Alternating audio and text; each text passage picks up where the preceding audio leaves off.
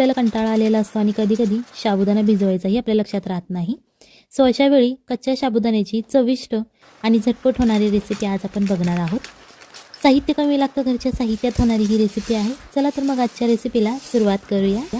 Video आवडत असेल तर व्हिडिओ लाईक करा आणि जर तुम्ही चॅनलवर नवीन असाल तर चॅनलला सबस्क्राईब करा, जेणेकरून येणाऱ्या नवनवीन व्हिडिओजचे अपडेट तुम्हाला लगेच मिळतील.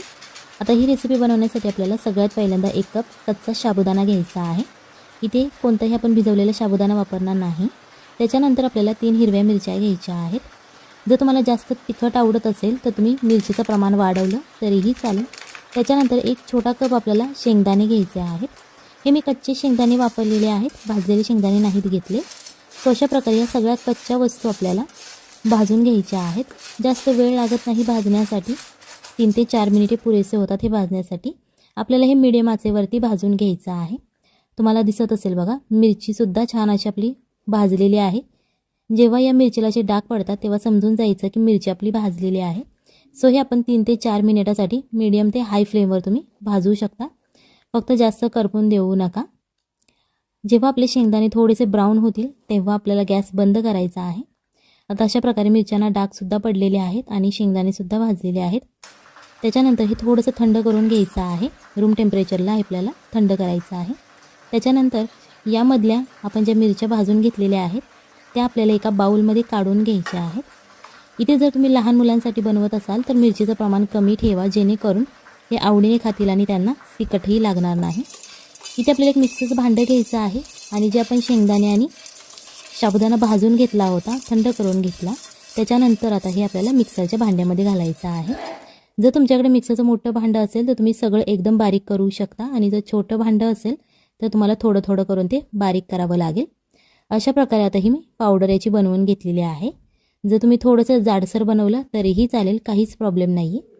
आता ही जी आपण पावडर तयार केलेली आहे ती एक आपल्याला बाउलमध्ये काढून घ्यायची आहे. ही रेसिपी करायला सोपी आहे, घरच्या साहित्यात होणारी आहे आणि नवरात्रीला उपवास असतात, खिचडी खाऊन आपल्याला कंटाळा आलेला असतो तेव्हा ही रेसिपी आपण बनवू शकतो. त्याच्यानंतर आपल्याला ते परत एकदा मिक्सरचं भांडं घ्यायचं आहे आणि ते बटाटा घ्यायचा आहे. बारीक चिरून घेऊ शकता किंवा मोठा जाडसर असा चिरून घेतला तरीही चालेल. मग अशी ज्या आपण मिरच्या भाजून घेतल्या होत्या त्या मिरच्या आपल्याला घ्यायच्या आहेत आणि या मिक्सरच्या भांड्यामध्ये अशा प्रकारे तोडून घालायच्या आहेत. त्याच्यानंतर चवीप्रमाणे मीठ घालायचं आहे. इथे तुम्हाला बटाट्याच्या आणि मिरचीच्या चवीप्रमाणेच मीठ घालायचं आहे. त्याच्यानंतर इथे आपल्याला अर्धा चमचा जिरे घालायचे आहेत. जर जिरे तुमच्याकडे उपवासाला चालत नसतील तर तुम्ही इथे स्किप करू शकता, नाही घातले तरीही चालेल. यामध्ये थोडंसं पाणी घालू शकता आणि हे आपल्याला आता मिक्सरमध्ये बारीक करून घ्यायचं आहे. तुम्हाला दिसत असेल बघा, छान असं एकदम जाडसर असं आपलं बॅटर हे तयार झालेलं आहे. तुम्ही एकदम बारीकसुद्धा करू शकता किंवा थोडंसं असं जाडसर ठेवलं तरीही चालेल. आता जो आपण मगाशी पीठ घेतलं होतं साबुदाणा आणि शेंगदाण्याचं, त्यामध्ये अर्धा चमचा जिरे आणि अर्धा चमचा ओवा घालायचा आहे. जर तुमच्याकडे उपवासाला चालत असेल तर तुम्ही घालू शकता, नाहीतर नाही घातलं तरीही चालेल. अर्धा चमचा आपल्याला लाल तिखट घालायचं आहे. त्याच्यानंतर अर्धा चमचा रेड चिली फ्लेक्स घालायचे आहेत. इथे आपण जे लाल तिखट वापरत आहोत यामध्ये गरम मसाला नाही आहे, फक्त रेड चिली पावडर आहे. चवीप्रमाणे आपल्याला मीठ घालायचं आहे, जेणेकरून साबुदाणा आणि जी आपण शेंगदाण्याची पावडर केलेली आहे त्याची छान अशी आपल्याला टेस्ट लागेल. आता हे सगळे मसाले आपले घालून झालेले आहेत. याच्यानंतर आता हे छान असं मिक्स करून घ्यायचं आहे, एकजीव करायचं आहे. आता यामध्ये पाण्याचं प्रमाण तुम्हाला लक्षात ठेवायची गरज नाही आहे, जास्त काही अवघड रेसिपी नाही ही. पाणी तुम्ही मोजून नाही घातलं तरीही चालेल. फक्त हे पीठ आपल्याला असं घट्ट असं मळून घ्यायचं आहे, एक बॅटर प्रमाणे तयार करायचं आहे. सो त्याच्यासाठी लागेल तेवढं तुम्हाला पाणी यामध्ये तुम्ही घालवू शकता आणि पाण्याची क्वांटिटी कमी जास्त होऊ शकते, तुमच्या साबुदाण्यावरती डिपेंड आहे. जर तुम्ही बारीक घेतला असेल तर पाणी कमी लागेल, जर तुम्ही जाडसर साबुदाणा घेतला असेल तर पाणी तुम्हाला जास्त लागेल.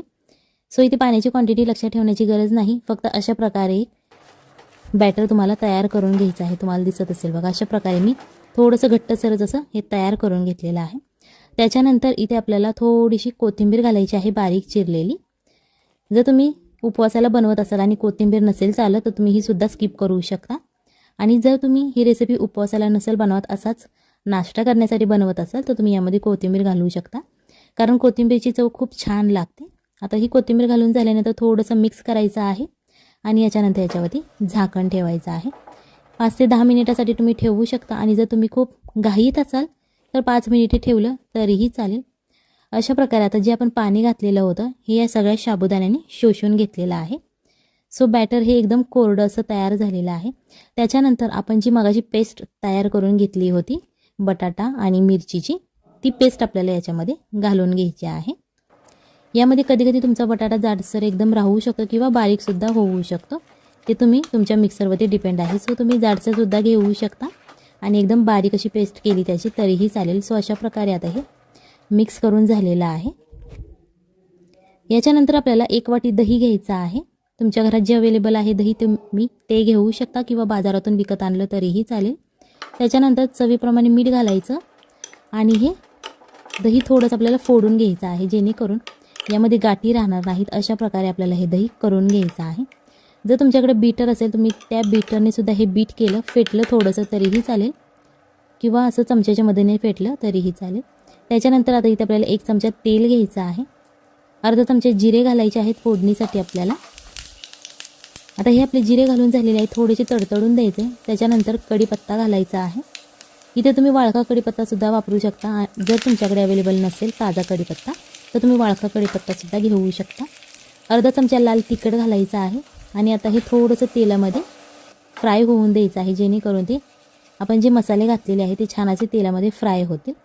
जे आपण मगाशी दही फेटून ठेवलं होतं त्या दह्यामध्येच आपल्याला ही फोडणी घालायची आहे आणि छान अशी थोडीशी तडतडून द्यायची, जेणेकरून दह्यालाही याची खूप छान अशी टेस्ट येते. जरी ते तुम्हाला तेल आवडत नसेल तुम्ही तूप किंवा बटर वापरलं तरीही चालेल, ते तुमच्या आवडीवरती डिपेंड आहे तुम्हाला तेल वापरायचं आहे की बटर. आता ही जी आपली फोडणी घालून झालेली आहे ती छान अशी मिक्स करून घ्यायची, जेणेकरून याची छान अशी टेस्ट लागते. आता हे आपण साईडला ठेवून घेणार आहोत. इथे आपल्याला एक पॅन घ्यायचा आहे. यामध्ये 1 चमचा तेल घालू शकता किंवा तुम्हाला तूप किंवा बटर आवडत असेल तुम्ही ते वापरलं तरीही चालेल. अशा प्रकारे ते स्प्रेड करून घ्यायचं. त्याच्यानंतर आपण जे मगाशी साबुदाणा, शेंगदाणा आणि बटाट्याचं जे बॅटर बनवलेलं होतं ते अशा प्रकारे चमच्याच्या मदतीने तव्यावरती पसरवून घ्यायचं आहे.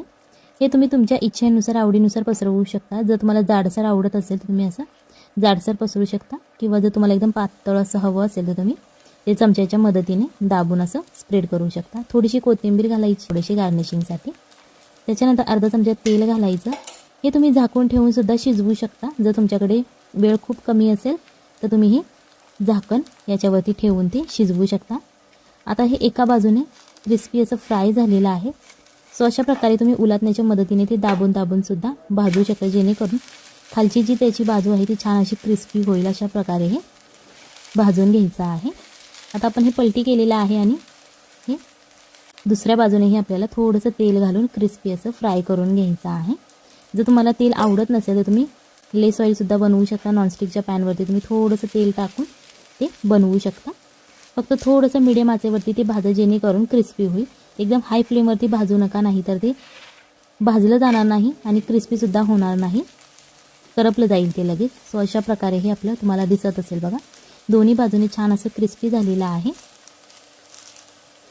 अशाच प्रकारे ही रेसिपी नक्की घरी ट्राय करा, आपल्या फॅमिलीला खाऊ घाला आणि मग मला कमेंटमध्ये सांगा कशी झाली होती.